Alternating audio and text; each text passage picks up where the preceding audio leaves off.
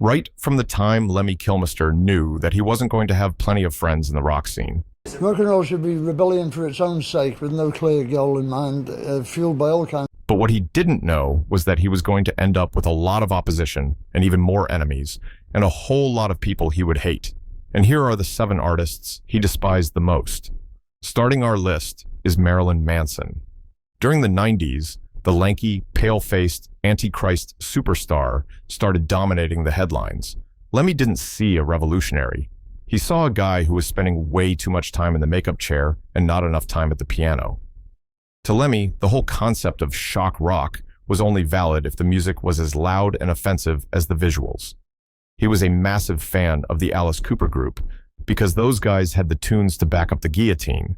But with Manson, Lemmy felt the balance was totally off. In a legendary 2002 interview with Hot Press, he was asked for his thoughts on the state of the industry and why Motorhead was being overshadowed by the new guard. Lemmy took a pull of his drink and delivered a verbal execution.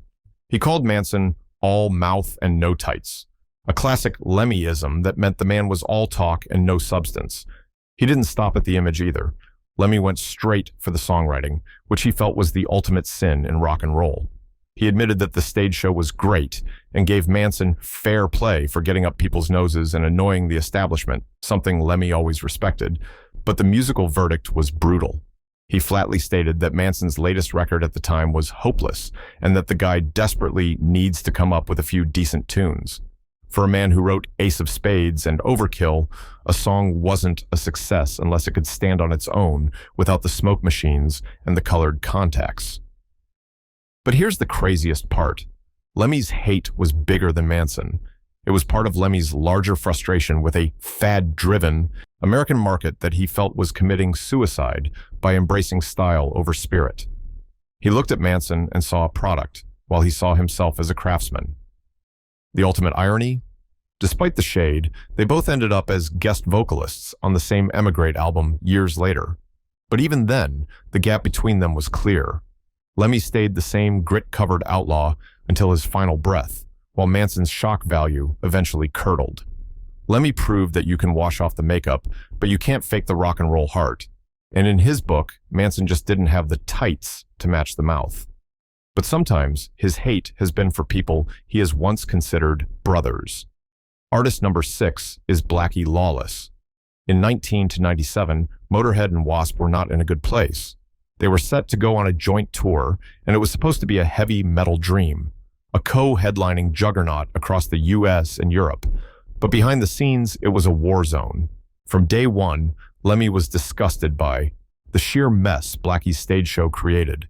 Lawless was at his most depraved, slaughtering fake pigs and shredding pillows until the stage was a swamp of feathers and fake blood. Lemmy, never one to mince words, later vented about the chaos, saying, "He killed a fake pig with a fake sword and threw feathers all over the stage. By the time he finished, it wasn't fit to piss in. I wasn't going to play on it." Because of the carnage, Motorhead was forced to open the show every night just to avoid the feathers stuck in their amps, a massive insult to a band of their stature. You would think that this was one of those instances of just getting grossed out, but this was only just the start. The disrespect reached a fever pitch in a single, cramped dressing room. After a grueling set, Lemmy and his bandmates returned off stage, soaking wet and exhausted, only to find their clean clothes had been unceremoniously dumped into the hallway so Blackie could have the room to himself. That was the spark that lit the powder keg. The confrontation wasn't just words. It turned physical. Lawless later admitted that the two got into a very heated argument and came to blows. For a while, the air was toxic, with Blackie taking a nasty public jab, saying, "Beating up on Lemmy would be like beating your grandfather. I'm just glad he had the foresight to run." It took years for the truth to surface. In 2012, Blackie revealed that the entire war was orchestrated by backroom organizers who played the two legends against each other, feeding them conflicting stories about billing and logistics just to keep them in line. Lawless confessed, "After Lemmy and I talked it out, I was really angry at those people. I know I got used." They eventually hugged it out, proving that even the most brutal rock and roll vendettas usually come down to suits in offices messing with the artists. But sometimes all it takes to make Lemmy mad is trash music, and that's why Fred Durst is on this list as artist number 5. Lemmy's hatred for the nu metal era was legendary because it wasn't about jealousy, it was about the death of the song. In a scathing 2002 interview with Hot Press, he was asked why Motorhead struggled to find massive mainstream success in the United States compared to the new crop of bands. His answer was a verbal shotgun blast. He didn't mince words, growling that the American market was fad-driven and that the industry had traded soul for image. He looked at the charts and saw Limp Bizkit sitting at the top, and it genuinely disgusted him. He famously stated, "Limp fricking Bizkit and Tool and all that, it's just hopeless. If that's the future of rock and roll, it's suicide for me." But he didn't stop there. In another legendary rant with Ear Candy magazine, he aimed for the lack of craftsmanship in the genre. To Lemmy, rock and roll was built on the foundation of the Beatles and Little Richard. It required a hook, a melody, and a certain kind of grit that you couldn't manufacture in a corporate studio. He looked at the theatricality of bands like Slipknot and the frat boy energy of Fred Durst and saw nothing but rubbish. He once dismissed the entire movement by comparing the performers to garage attendants with gas masks on. He simply couldn't understand the success of something he felt had no musical value, famously saying, "I don't understand their success. What is this? It's just rubbish." Lemmy saw himself as the last of a dying breed, a man watching the walls of his castle being besieged by what he called sub-emo and corporate-packaged rebellion. He believed that if you couldn't hum the song while walking down the street 20 years later, it wasn't a song. It was a product. The irony is that after Lemmy passed away in 2015, Fred Durst was among the first to pay tribute, covering Ace of Spades live and calling Lemmy a massive influence. It's a bittersweet ending. The very man Lemmy, labeled as the suicide of rock, ended up bowing at his feet. Aside from playing the wrong chords, having the wrong public image was also enough to have Lemmy shook and in his black book. Just ask The Clash. To the rest of the world, they were the only band that matters, the political conscience of a generation. But to Lemmy, they were nothing more than a carefully packaged fraud. Lemmy didn't just dislike their songs, he loathed the very foundation they stood on. He famously called their revolutionary stance pretend politics, a phrase that stung because it came from a guy who actually lived on the fringes of society. Lemmy saw the members of The Clash as middle-class art students playing a part, and he didn't have a single second for it. In a 2011 interview with Louder Than War, he laid it out plain. "I never had time for The Clash and their pretend politics, but the Damned and the Ramones were great rock and roll bands." For Lemmy, the Ramones were geniuses because they stripped everything back to its raw, primal core, whereas The Clash were adding layers of artsy-fartsy pretension to a genre that was supposed to be about the gut, not the library. The most biting part of his critique was how he viewed their actual sound. While the world saw The Clash as the vanguard of the new, Lemmy saw them as the ghost of the old. He told Spin magazine that they sounded like old music dressed up as punk. To his ears, they weren't sweeping away the tedious 70s Rick Wakeman yellow bell-bottom shit that he hated. They were just rebranding it with a safety pin. He once remarked that if you took away the leather jackets and the slogans, you were just listening to a pub rock band that lacked the balls to own its identity. At this point, you can consider Lemmy a narcissist because this next group also falls in Lemmy's list of bands with terrible music. At number 3, we have Radiohead. You see, Lemmy didn't care about soundscapes or experimentation. He cared about the riff, the rhythm, and the attitude. So when the music industry started bending the knee to the intellectual, moody, and highly evolved sounds of Radiohead, the captain of Motorhead didn't just disagree. He looked at the entire phenomenon with a mixture of confusion and pure, unadulterated disgust. To Lemmy, the praise heaped upon Radiohead was the ultimate symptom of a music press that had lost its way. He saw a world where magazines were trading in raw power for what he called sub-emo nonsense.